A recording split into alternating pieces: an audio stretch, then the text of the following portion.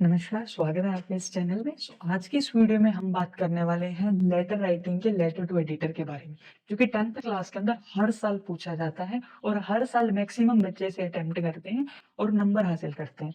देखिए, letter to editor एक बहुत स्कोरिंग और बहुत ईज़ी है, बट फिर भी इसमें बच्चे काफ़ी गलतियाँ करते हैं क्योंकि वो उसे समझ नहीं पाते भी लेटर टू एडिटर को लिखना कैसे है। चलिए स्टार्ट करते हैं इसको बहुत आसान तरीके से, ताकि आप जो है इसे अच्छे से अटेम्प्ट कर पाओ एग्जाम में। क्योंकि अगर आप रटा-रटाया जाओगे तो आप 101% एग्जाम में मिस्टेक करोगे। जैसे अदर यूट्यूबर्स बता रहे हैं ये फिक्स लाइन रट लो, ये फिक्स लाइन रट लो, नहीं। आपको इसे समझना पड़ेगा, इसके कंपोनेंट्स को समझना पड़ेगा, इसको टुकड़ों में बाँटो, समझो और फिर अच्छे से करो। सबसे पहले इसकी मार्किंग स्कीम को समझ लेते हैं। ये इसलिए थोड़ी-सी इस पे नज़र डालनी ज़रूरी है क्योंकि इससे हमें ये पता चल जाएगा कि किस चीज़ पर ज़्यादा ध्यान देना है, हमें किस चीज़ के नंबर मिलेंगे और किस तरीके से वो नंबर मिलेंगे। सबसे पहले फॉर्मेट, यानी जो चीज़ जहाँ लिखनी है आपने वो चीज़ वहीं लिखी है। एड्रेस जहाँ लिखना है वहीं लिखा है, रिसीवर एड्रेस जहाँ लिखना है वहीं लिखा है, जहाँ डेट लिखनी है वहीं डेट लिखी है। दूसरा है कंटेंट। कंटेंट यानी जिस बारे में लेटर को पूछा गया है, आपने उसी चीज़ के बारे में लेटर को बताया है और जो-जो चीज़ पूछी गई है वो चीज़ बताई है। दूसरा है एक्सप्रेशन। आपने सही ढंग से वर्ड्स यूज़ किए हैं, सही ढंग से लाइन्स बनाई हैं, सही ग्रामर यूज़ करी है। अब letter to editor basically 2 types के पूछे जाते हैं सीबीएसई के अंदर। एक इश्यू से रिलेटेड, आपको कोई प्रॉब्लम है, आप उसके लिए किसी अथॉरिटी को कोई लेटर लिख रहे हो, एडिटर को लेटर लिख रहे हो उस प्रॉब्लम के लिए, ताकि किसी अथॉरिटी का ध्यान उस तरफ जाए। जैसे टूटे हुए रोड्स, सीवरेज ब्लॉकेज या कोई भी दिक्कत। दूसरा है awareness. Awareness maximum time general public को लिखी जाती है।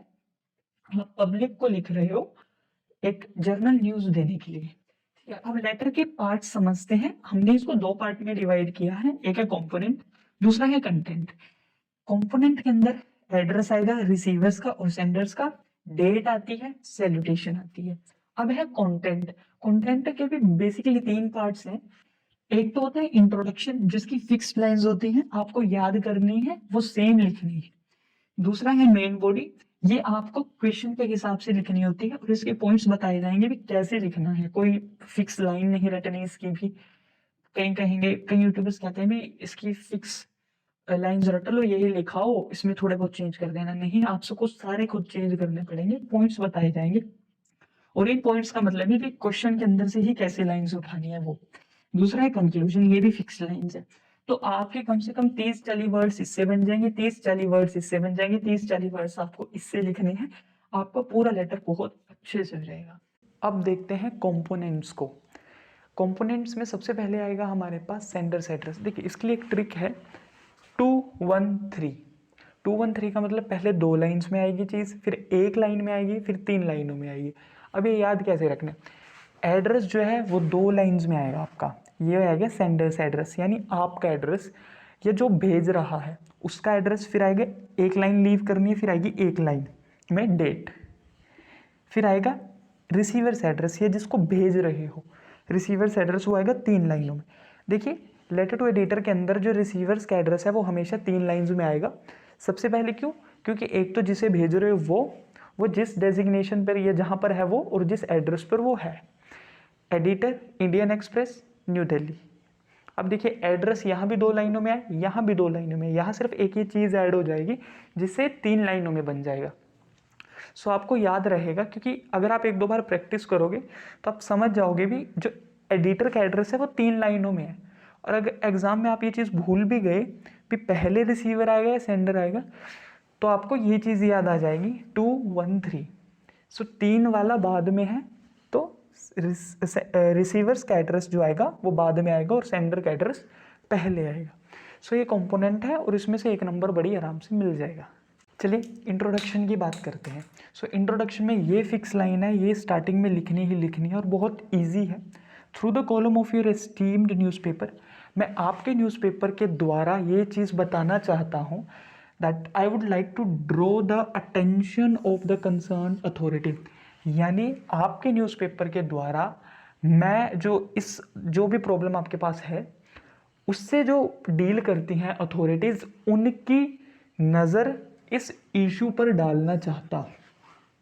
बस आपने बताया, लेटर के अंदर इंट्रोडक्शन आपने स्टार्ट करी भी। मैं ये लेटर इसलिए लिख रहा हूँ क्योंकि मैं आपके न्यूज़पेपर के माध्यम से कंसर्न्ड अथॉरिटीज़ की नज़र इस विषय पर यानी इस इशू पर डालना चाहता हूँ।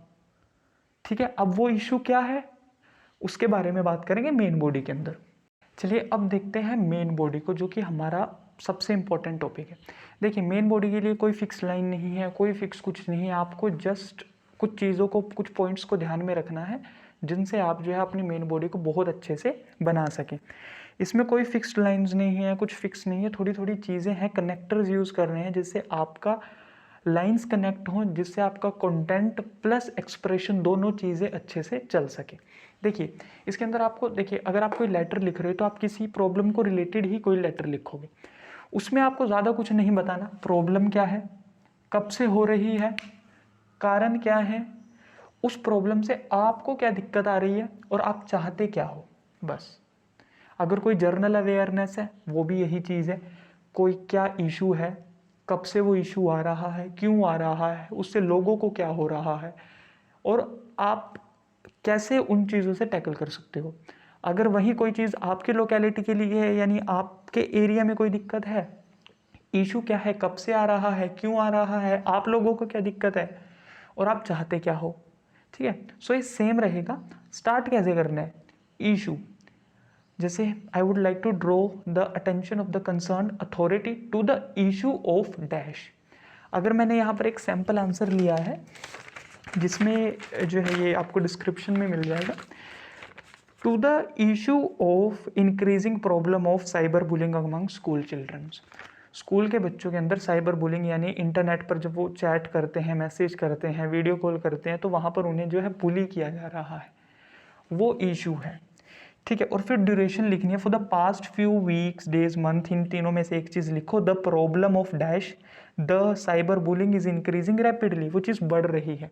वहीं अगर कोई चीज़ आपके लोकेलिटी के लिए है, जैसे आपको कोई रोड खराब है, कोई चीज़ खराब है, तो आप लिख सकते हो for the past few weeks the condition of that is getting worse, उसकी कंडीशन और ज़्यादा खराब है। जैसे आप लिख सकते हो the condition of roads are getting worse, खराब होती जा रही है। जैसे cyber bullying is increasing rapidly, वो बहुत तेजी से बढ़ रही है। ठीक है, ये खत्म कर दी। उसके बाद आपको लिखना है कोजेस। आपने बता दिया इशू है क्या, कब से हो रहा है, क्यों हो रहा है, कोज उसका क्या है। आपको स्टार्ट करना है full stop, the main cause behind this problem. The main cause is, इसके बिहाइंड क्या है, यानी ये क्यों हो रहा है। जैसे इसमें लिखा हुआ है the lack of digital awareness. अगर आप किसी चीज़ के अवेयरनेस के बारे में कोई लेटर लिख रहे हो तो एक सीधा पॉइंट यही बन जाएगा, लैक। क्योंकि अगर किसी चीज़ के लिए आप किसी चीज़ की अवेयरनेस के लिए लिख रहे हो तो उसकी कमी है, उस अवेयरनेस की कमी है जिसके कारण वो प्रॉब्लम है। सो इसलिए lack of awareness among school childrens about digital usage of digital media. ठीक है, और क्या है इसमें एक और आएगा, जैसे पेरेंटल सुपरविजन। क्योंकि अगर साइबर बुलिंग है, करने वाला भी बच्चा है, उसके भी पेरेंट्स की सुपरविजन उसके पास नहीं है। जो बुली हो रहा है वो भी एक बच्चा है, उसके पेरेंट्स की सुपरविजन भी उसके पास नहीं है। So lack of parental supervision. वहीं अगर रोड्स के लिए है, सो जैसे रोड्स के लिए हमने यहाँ पर एक एग्जाम्पल लिया, एक यहाँ पर लेते हैं, the main cause behind the problem of damage roads are poor maintenance of road during construction, यानी बनाते वक्त अच्छे से कंस्ट्रक्शन की मेंटेनेंस नहीं की गई, and the usage of low quality material, बस भी लो क्वालिटी मटेरियल यूज किया गया है। अब आपने बता दिया इशू क्या है, कब से है, क्यों है, उससे हो क्या रहा है। एज अ रिजल्ट, इन सब चीज़ों के रिजल्ट से, जैसे साइबर बुलिंग का लें तो इसमें लिखा हुआ है many children suffer from stress, fear and anxiety, जिसके कारण बच्चे जो हैं डर, एंजाइटी और डिप्रेशन के शिकार होते जा रहे हैं, and facing low lack of confidence, उनका जो कॉन्फिडेंस है वो गिरता जा रहा है। वहीं अगर रोड्स की बात करें, as a result the potholes are forming in the road, यानी रोड के बीच में बड़े बड़े गड्ढे बनते जा रहे हैं, that are increasing the risk of traffic jams and accidents, जो कि एक्सीडेंट का और ट्रैफिक जाम्स का जो रिस्क है बढ़ा रहे हैं, जिसके कारण लोगों को नुकसान हो सकता है। रिजल्ट बता दिया। अब सॉल्यूशन क्या, आप चाहते क्या हो? टू सोल्व दिस प्रॉब्लम, ये जो ऊपर की प्रॉब्लम बताई है, इसको सोल्व करने के लिए हमें ये चीज़ें करनी है बस। जैसे साइबर बुलिंग के लिए क्या है, there should be awareness campaign, should there be organised, ताकि बच्चों को पता लगे, एंड पेरेंट्स एंड चिल्ड्रंस को इस चीज़ के बारे में बच्चों से बात करनी चाहिए, ठीक है। That there should be open talk among between the childrens and their parents about this. वहीं रोड्स को लेकर there should be proper maintenance of road and drainage system and fix the road at earliest time possible, जितनी जल्दी हो सके आप road को fix करो। तो मेन बॉडी के अंदर ज़्यादा कुछ नहीं लिखना, क्या इशू आपको आ रहा है, वो इशू कब से आ रहा है, कारण क्या है, उससे हो क्या रहा है, और आप क्या चाहते हो। ये चीज़ें थोड़ी थोड़ी लिख दो, क्योंकि इनसे आपके एक्सप्रेशन के मार्क्स बिल्कुल अच्छे से मिलेंगे, क्योंकि एग्जामिनर को पता चलेगा भी आपने चीज़ें इंटर रिलेट कर कर लिखी हुई हैं और बहुत अच्छे से लिखी हुई हैं, ठीक है। जैसे एज अ रिजल्ट, यानी ऊपर जो चीज़ हुई है उनके रिजल्ट से ये चीज़ हो रही है। सो इनका डिस्क्रिप्शन में आपको पूरा एक स्ट्रक्चर्ड फॉर्मेट मिल जाएगा और इससे एक सैम्पल भी मिल जाएगा लिखा हुआ। अब देखते हैं कंक्लूजन, जो एंडिंग लाइन है वो भी फिक्स्ड है, वो कैसे लिखनी है। अब बढ़ते हैं इसकी एंडिंग लाइंस की तरफ, इस लेटर को ख़त्म कैसे करना है। सो ख़त्म के लिए भी फिक्स लाइन है। I request you to publish this letter, मैं आपसे रिक्वेस्ट करता हूँ भी आप इस लेटर को पब्लिश करें अपने न्यूज़पेपर में, ताकि ये एक्ट कर सके, काम कर सके एज अ आई ओपनर, आंखें खोल सके कंसर्न अथॉरिटीज़ की, जो इस डैमेज के लिए जिम्मेदार हैं। अगर आप किसी पब्लिक उसके लिए लिख रहे हैं, अगर कोई जर्नल अवेयरनेस के लिख रहे हैं फॉर द जर्नल पब्लिक, और हेल्प कर सके इस मुद्दे के ऊपर एक लाइट डालने की, ताकि ये मुद्दा लोगों की नज़र में आए। So I request you to publish this letter in your newspaper so that it will act as a eye opener to the concerned authorities and या जो भी है general public, and help to bring light on this issue। और last में वही thanking you yours faithfully and name. So ये था आपका लेटर टू एडिटर, जिसे मैंने बहुत इजी और डिफरेंट पार्ट्स में समझाया है, ताकि आपको दिक्कत ना हो एग्ज़ाम में, आप अच्छे से लिख सके। इसकी आपको प्रैक्टिस करनी पड़ेगी। अगर आप प्रैक्टिस के लिए आप क्या कर सकते हो, 2 बार देख कर लिखो, ये चीज़ ऊपर वो लिख दो, इशू, इफेक्ट, वो ड्यूरेशन, रिजल्ट्स, और आप देख देख कर लिखो। 2 बार देख कर लिखोगे, तीसरी बार आप खुद लिख लोगे, क्योंकि इस चीज़ में आपको याद नहीं करना पड़ेगा। आपको याद करना पड़ेगा सिर्फ कंक्लूजन, ये एंडिंग लाइंस और इंट्रो की line through the column of your esteem newspaper. और जो फर्स्ट वाला था उसके लिए भी ट्रिक थी 213, यानी sender's address, date and receiver's address.